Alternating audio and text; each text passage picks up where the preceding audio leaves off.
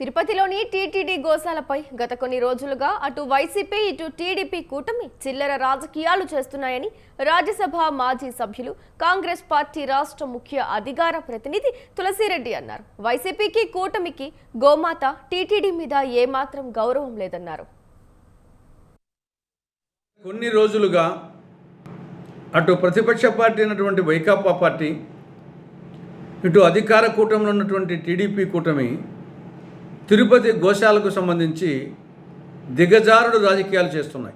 అటు వైకాపాకు కానీ ఇటు టీడీపీ కూటమి పార్టీలకు కానీ గోమాతల మీద భక్తి లేదు, కలియుగ దైవం వెంకటేశ్వర స్వామి మీద భక్తి లేదు, టీటీడీ మీద గౌరవం లేదు, హిందూ మతం మీద గౌరవం లేదు.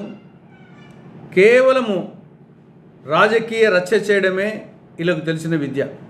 ఇది దిగజారుడు రాజకీయాలు. అక్కడ గోమాతలు చనిపోయాయా లేదా, చనిపోయి ఉంటే దానికి సహజ మరణాలా లేకుంటే వేరే కారణాలా, దీనికోసం ఒక విచారణ కమిటీ వేస్తే సరిపోయి దానికి ఆరోపణలు ప్రత్యారోపణలు, సవాళ్ళు ప్రతి సవాళ్ళు, ఇదంతా రాజకీయ దిగజారుడుతనం తప్ప మరేమీ కాదు. ఇప్పటికైనా దాని మీద ఒక విచారణ కమిటీని వేసి ఆ సమస్యను ఆ విచారణలో తేలినటువంటి విషయాలు భవిష్యత్తులో పునరావృతం కాకుండా తగిన జాగ్రత్తలు తీసుకోవాల్సిన అవసరం ఉంది. ఆ విధంగా పోవాలని ఈ యొక్క రాజకీయ డ్రామాలు అటు కూటమి పార్టీలు ఇటు వైకాపా పార్టీలు రాజకీయ డ్రామాలు మానుకోవాలని కాంగ్రెస్ పార్టీ సూచిస్తూ ఉంది. గత కొన్ని రోజులుగా